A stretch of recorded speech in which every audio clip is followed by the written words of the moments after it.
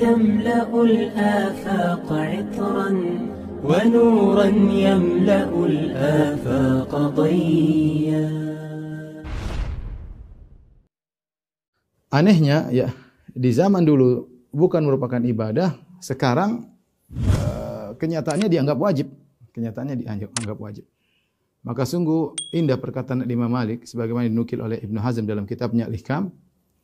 Imam Malik, gurunya Imam Syafi'i, pernah berkata, "Fama lam yakun yauma idzin dinan la yakunul yauma dinan." Apa yang di zaman Nabi bukan agama, di zaman sahabat bukan agama, maka sekarang juga bukan agama. Ya.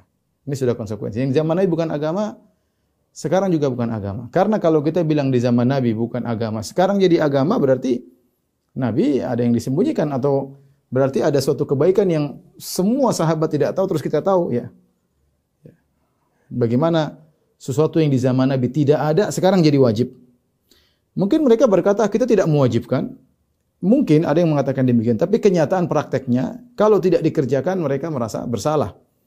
Bahkan sebagian mereka mengatakan masa kayak ngubur kucing, ya. Saya tidak mengatakan semua, ya, tapi sebagian mereka jelas-jelas mengatakan demikian.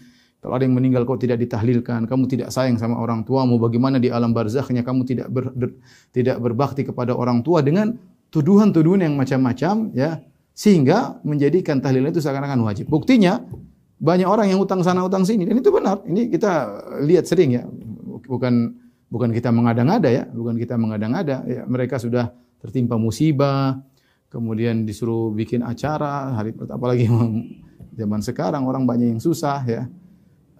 Akhirnya merepotkan kaum muslimin. Maka inilah kenyataan pahit yang kita rasakan sekarang. Di zaman Nabi bukan suatu ibadah, ya, tidak dikenal oleh mereka sama sekali.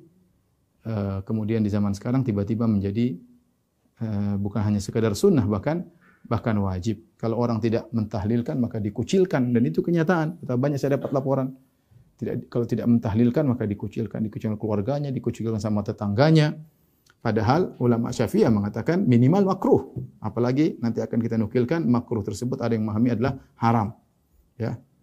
Minimal makruh, dan namanya makruh, ya, ditinggalkan dapat pahala. Ulangi, makruh itu apa? Ditinggalkan dapat pahala, bukan dikerjakan dapat pahala. Jangan dibolak-balik definisi, karena sebagian orang, oh itu kan makruh. Ya makruh kita kerjakan dapat pahala. Gimana? Definisi yang benar itu namanya makruh kalau ditinggalkan dapat pahala.